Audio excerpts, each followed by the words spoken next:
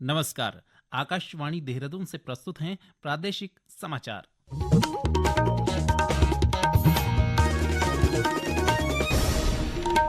पहले मुख्य समाचार। पौड़ी जिले के श्रीनगर में एलिवेटेड रोड निर्माण के लिए केंद्रीय सड़क परिवहन एवं राजमार्ग मंत्री नितिन गडकरी ने मंजूरी दी। मुख्यमंत्री पुष्कर सिंह धामी ने सरस्वती विद्या मंदिर इंटर कॉलेज हरिद्वार में नवनिर्मित भवन और स्मार्ट रूम का लोकार्पण किया। बद्रीनाथ और केदारनाथ धाम की पूजा के लिए ऑनलाइन बुकिंग शुरू। और मुख्यमंत्री के निर्देश पर सक्रिय हुआ पेयजल विभाग, सभी जिलों में नियंत्रण कक्ष स्थापित।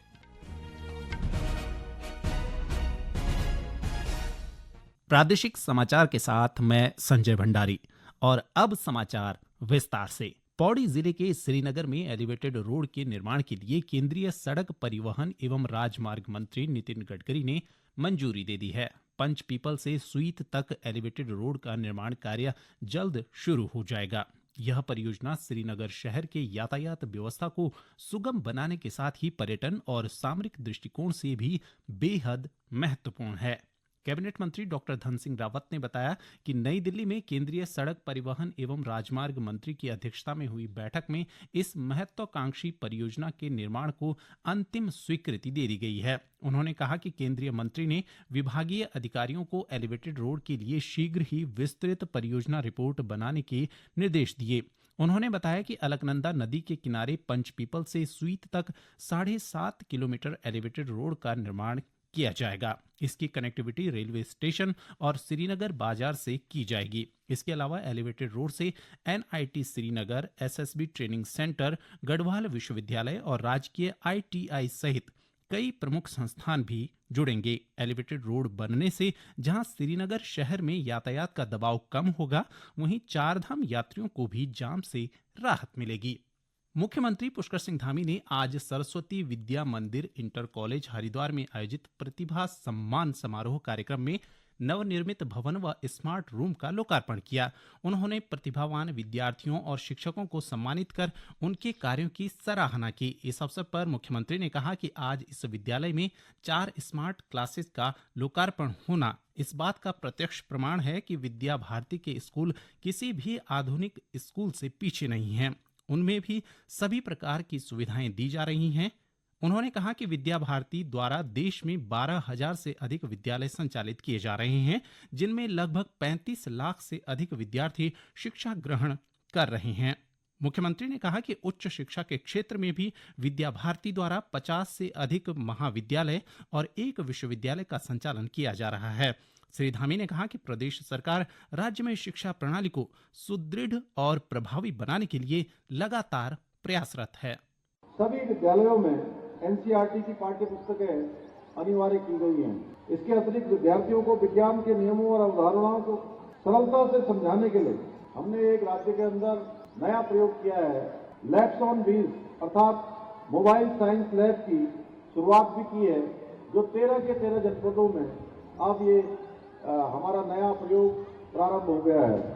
वहीं दूसरी ओर राज्य में कक्षा 1 से लेकर 12 तक के विद्यार्थियों को निःशुल्क पाठ्य पुस्तकें और कक्षा 1 से लेकर 8 तक के बच्चों को पाठ्य पुस्तकों के साथ ही जूता और बैग भी उपलब्ध कराया जा रहा है।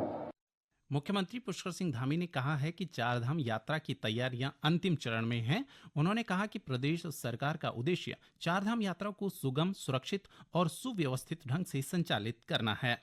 तैयारियां लगभग अंतिम चरण में हैं और मैंने स्वयं अभी एक दिन पहले बड़ी बैठक की थी और सारी तैयारियों की समीक्षा की जानकारी ली थी। जहां भी जो भी कमी है, हमारा मुख्य उद्देश्य है कि एक तो यात्रियों की सुरक्षा हमारे पहला प्राथमिकता है कि उनकी सुरक्षा जरूरी है। उसके साथ साथ वो यात्रा उनकी सरल हो, सहज हो, किसी प्रकार की कोई परेशानी न हो। और चारधाम यात्रा एक तरह से यहाँ की आर्थिकी की भी, हमारे राज्य की आर्थिकी की भी बहुत बड़ी लाइफ लाइन है। इसलिए चारधाम यात्रा अच्छी चले, ये हम सबका कर्तव्य होता है। सरकार भी कर रही है और सरकार के साथ हमने सभी जो चारधाम यात्रा को संचालित करने वाले उन सभी का भी सहयोग लेकर, उनके सुझाव लेकर हम आगे बढ़े। ये समाचार आकाशवाणी के देहरादून केंद्र से प्रसारित किए जा रहे हैं। आगामी चारधाम यात्रा काल के लिए बद्रीनाथ और केदारनाथ धाम में होने वाली पूजाओं की ऑनलाइन बुकिंग आज से मंदिर समिति की आधिकारिक वेबसाइट www.badrinath kedarnath.gov.in पर शुरू हो गई है। बद्रीनाथ केदारनाथ मंदिर समिति के मुख्य कार्य अधिकारी विजय प्रसाद थपलियाल ने यह जानकारी देते हुए बताया कि तीर्थ यात्री वेबसाइट से बद्रीनाथ और केदारनाथ धाम में होने वाली प्रातःकालीन, सायंकालीन और लंबी अवधि की पूजाओं की बुकिंग 30 जून तक के लिए कर सकते हैं। पूजाओं के लिए शुल्क पहले की तरह रखा गया है और इसमें कोई भी बढ़ोतरी नहीं की गई है। दोनों धामों की ऑनलाइन पूजाओं की निर्धारित दर मंदिर समिति की वेबसाइट पर देखी जा सकती है। बद्रीनाथ धाम के लिए 30% और केदारनाथ धाम के लिए 20% पूजाएं ऑनलाइन बुक की जा रही हैं। गौरतलब है कि बद्रीनाथ धाम के कपाट 4 मई को और केदारनाथ धाम के कपाट 2 मई को श्रद्धालुओं के दर्शनार्थ खुल रहे हैं। मुख्यमंत्री पुष्कर सिंह धामी के निर्देश पर पेयजल विभाग सक्रिय हो गया है। राज्य के सभी जिलों में नियंत्रण कक्ष स्थापित कर दिए गए हैं। इन नियंत्रण कक्षों में दर्ज शिकायतों की नियमित समीक्षा की जा रही है और समाधान की दिशा में त्वरित कार्रवाई हो रही है। राज्य स्तरीय शिकायत निवारण के लिए टोल फ्री नंबर 1800-180-4100 और 1916 पहले से ही क्रियाशील हैं, जिनके माध्यम से उपभोक्ता अपनी शिकायतें दर्ज कर सकते हैं। इसके अलावा ग्रीष्मकाल में पेयजल व्यवस्था के प्रभावी अनुश्रवण व स्थानीय स्तर पर शीघ्र समाधान के लिए राज्य के सभी जिलों में जिला स्तरीय नियंत्रण कक्ष स्थापित किए गए हैं, जहां अधिशासी अभियंता स्तर के अधिकारी शिकायतों की निगरानी कर समाधान सुनिश्चित कर रहे हैं। सचिव शैलेश बगोली के अनुसार सभी शिकायतों के समयबद्ध निस्तारण की नियमित समीक्षा की जा रही है। देश में कुपोषण से निपटने के लिए केंद्र सरकार की ओर से पोषण पखवाड़ा अभियान चलाया जा रहा है। इसके तहत आंगनबाड़ी कार्यकर्ता घर घर जाकर शिविरों और सामुदायिक कार्यक्रमों के जरिए पोषण के महत्व को समझा रहे हैं। प्रदेश में भी इस अभियान के तहत जागरूकता कार्यक्रम आयोजित किए जा रहे हैं। इसी कड़ी में आज बागेश्वर जिले के आदर्श आंगनबाड़ी केंद्र बिलौना सेरा में एक विशेष शिविर आयोजित किया गया, जिसमें स्थानीय महिलाओं को संतुलित आहार, नवजात शिशु की देखभाल और एनीमिया जैसी समस्याओं से निपटने की जानकारी दी गई। आंगनबाड़ी सुपरवाइजर सोनी ने बताया कि पोषण पखवाड़े के तहत हर महिला तक पहुंचने की कोशिश की जा रही है। गर्भवती महिलाओं और बच्चों की माताओं को सही समय पर पोषण देने से उनका स्वास्थ्य बेहतर होता है। इस बार की थीम डिसाइड करी गई है सुनहरे हजार दिन, जिसमें माता और शिशु का पोषण पर ध्यान केंद्रित किया गया है। दूसरा थीम है पोषण ट्रैकर, एक ऐप है, उस पे अपने बच्चों का पोषण कैसे ट्रैक कर पाएंगे, वो डिजिटली लाभार्थियों की पहुंच। तीसरा है कुपोषित और अति कुपोषित, जो समुदाय में कुपोषित अति कुपोषित बच्चे हैं, इनको आंगनबाड़ी वर्कर किस तरीके से मैनेजमेंट इनका कर पाए कुपोषण को दूर करने के लिए। और चौथी है जो बच्चों में आजकल मोटापे की समस्या है, छोटे से बच्चे हैं जो जंक फूड और अन्य ऐसी चीजें खाने से जो अनहेल्दी हैं, तो उनकी वजह से मोटापा जो बढ़ रहा है उसकी समस्या को दूर और करके उसका निपटान करने के लिए इनके थीमों पर आधारित जो जन जागरूकता है वो इनको आज बातें बताई गई।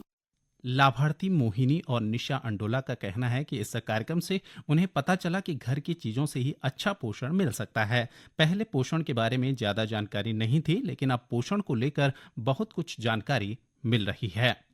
प्रदेश में चलाए जा रहे ड्रग फ्री देवभूमि मिशन के तहत पुलिस की ओर से लगातार अवैध मादक पदार्थ की तस्करी करने वालों पर कड़ी कार्रवाई की जा रही है। इसी कड़ी में नैनीताल जिले में रामनगर पुलिस ने तुमड़िया डैम क्षेत्र में अवैध रूप से लगाई गई 4 नशे की भट्टियों सहित मौके पर 15,000 लीटर लहन नष्ट किया।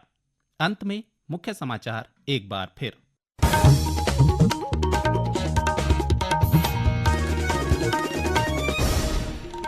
पौड़ी जिले के श्रीनगर में एलिवेटेड रोड निर्माण के लिए केंद्रीय सड़क परिवहन एवं राजमार्ग मंत्री नितिन गडकरी ने मंजूरी दी। मुख्यमंत्री पुष्कर सिंह धामी ने सरस्वती विद्या मंदिर इंटर कॉलेज हरिद्वार में नवनिर्मित भवन और स्मार्ट रूम का लोकार्पण किया। बद्रीनाथ और केदारनाथ धाम की पूजा के लिए ऑनलाइन बुकिंग शुरू। और मुख्यमंत्री के निर्देश पर सक्रिय हुआ पेयजल विभाग, सभी जिलों में नियंत्रण कक्ष स्थापित। इसके साथ ही प्रादेशिक समाचार का ये अंक समाप्त हुआ। नमस्कार।